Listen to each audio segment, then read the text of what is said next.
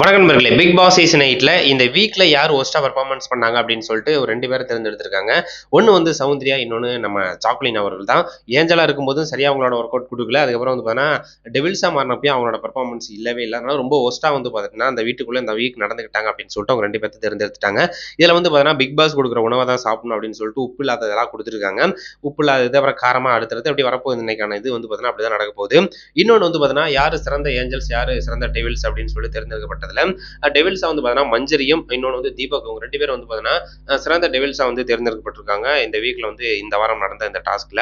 அவர் வந்து பார்த்தீங்கன்னா ஏஞ்சல்ஸா 2 பேர், அதுல வந்து ஒண்ணு பவித்ரா எது பண்ணாலும் சரி அசராம நின்னாங்க. அதுல வந்து பவித்ரா அவர்களை வந்து சல்யூட் பண்ணோம். ஸோ அந்த அளவுக்கு வந்து பார்த்தீங்கன்னா அவங்க டெவில்ஸ் பண்ண கொடுமையெல்லாம் தாங்கிக்கிட்டு ஏஞ்சல்ஸாவே இருந்தாங்க அப்படின்னு நம்ம பவித்ராவை சொல்லலாம். அதுக்கப்புறம் இன்னொருத்தர் வந்து பார்த்தீங்கன்னா ரஞ்சித். ஸோ அவங்க 2 பேரையும் வந்து பார்த்தீங்கன்னா சிறந்த ஏஞ்சல்ஸா வந்து தேர்ந்தெடுத்திருக்காங்க.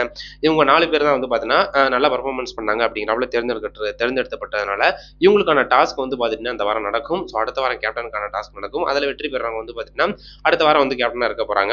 ஸோ யாருக்கு அந்த வாய்ப்பு கிடைக்குது அப்படின்னு சொல்லிட்டு தெரியல. இப்போ வந்து பார்த்தீங்கன்னா பவித்ரா ஓகே ரொம்ப டேஞ்சர் பொசிஷனில் இருக்கிறது 2 பேர் தான். ஒன்று வந்து பார்த்தீங்கன்னா மஞ்சரி, இன்னொன்று வந்து பார்த்துட்டிங்கன்னா நம்ம ரஞ்சித். இவங்க 2 பேர்ல யாராவது ஒருத்தர் கேப்டன் ஆகிறதுக்கான அந்த தகுதி வாய்ந்து அந்த தகுதி கிடைச்சிருச்சு அப்படின்னா கண்டிப்பாக வந்து பார்த்தீங்கன்னா அவங்க இந்த வீக் வந்து சேவ் ஆயிருவாங்க. ஸோ பார்ப்போம் என்ன நடக்குது அப்படின்னு சொல்லிட்டு.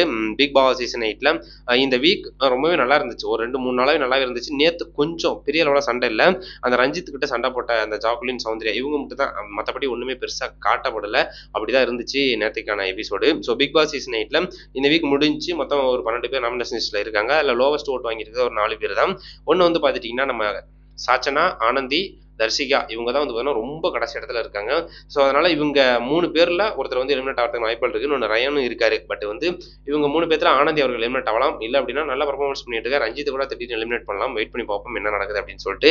இந்த வீக் யார் எலிமினேட் ஆவாங்க அப்படின்னு சொல்லிட்டு நீங்க நினைக்கிறீங்க அப்படின்னு மறக்காம கமெண்ட் பண்ணுங்க. தேங்க்யூ.